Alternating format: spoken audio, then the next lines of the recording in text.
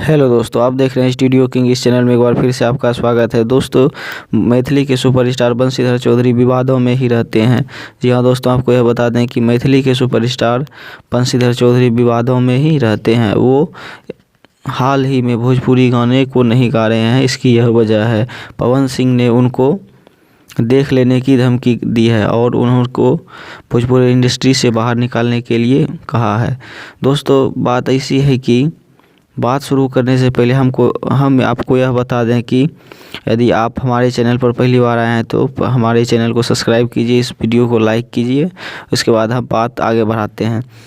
दोस्तों, बात ऐसी है कि लॉकडाउन के दौरान जब पवन सिंह ऐसे मस्ती में अपने टीम के साथ बैठे हुए थे उसी समय, और जो है गाना का सोच कर रहे थे कि किस तरह का गाना गाया जाए, तो इसी दौरान टीम के एक मेंबर के गाने में बेहद ही अश्लील गाना बजा। बेहद ही अश्लील गाना जो कि बंशीधर चौधरी का ही था, और उस गाने का बोल था बिछा के प्लास्टिक के बोरा। दोस्तों, आप जानते हैं कि यह गाना बहुत ही ख़राब गाना है और यह किसी के सामने आप सुन नहीं सकते हैं।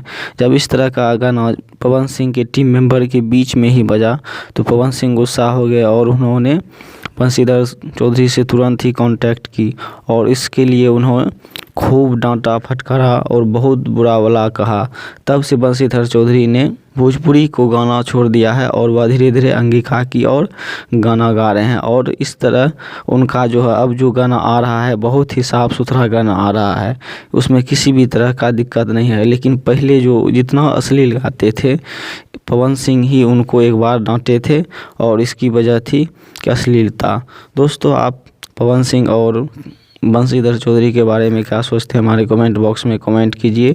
इस वीडियो को लाइक कीजिए, शेयर कीजिए।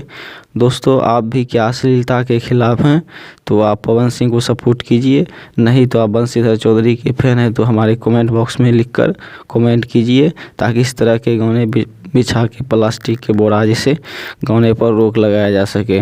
वीडियो को यहीं ख़त्म करते हैं। तब तक के लिए जय हिंद, जय भारत। मिलते हैं अगले वीडियो में।